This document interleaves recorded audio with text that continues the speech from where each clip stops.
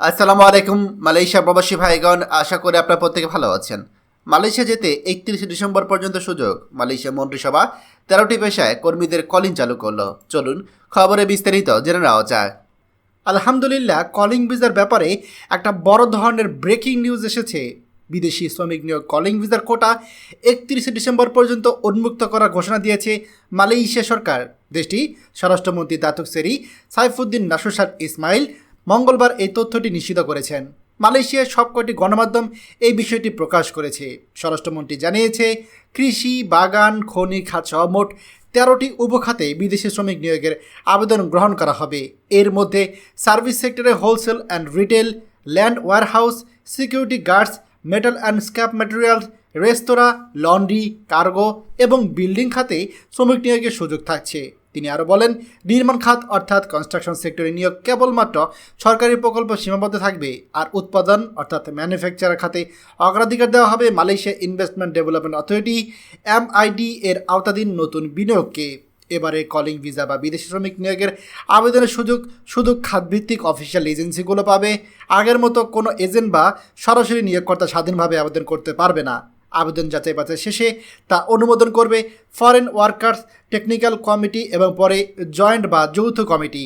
স্বরাষ্ট্রমন্ত্রী আরও জানিয়েছে, এখন 24,67,756 জন শ্রমিকের কোটা চালু আছে, যা বছর শেষ পর্যন্ত বহাল থাকবে, অর্থাৎ 31শে ডিসেম্বর 2025 পর্যন্ত।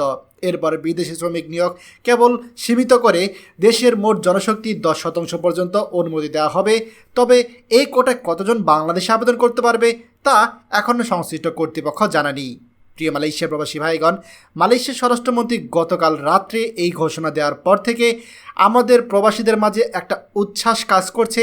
তবে আপনাদেরকে একটা বিষয় আমি আবারও স্পষ্ট করছি, এইটা কিন্তু বাংলাদেশিদের জন্য কলিং ভিসা চালু না।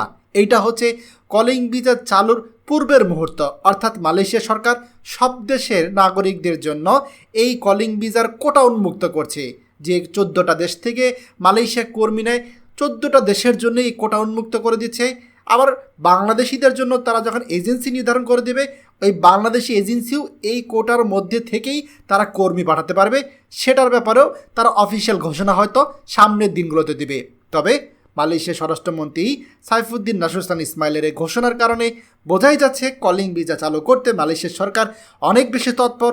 যে কোনো সময় হয়তো আমরা একটা বড় ধরনের সুখবর পেতে পারি।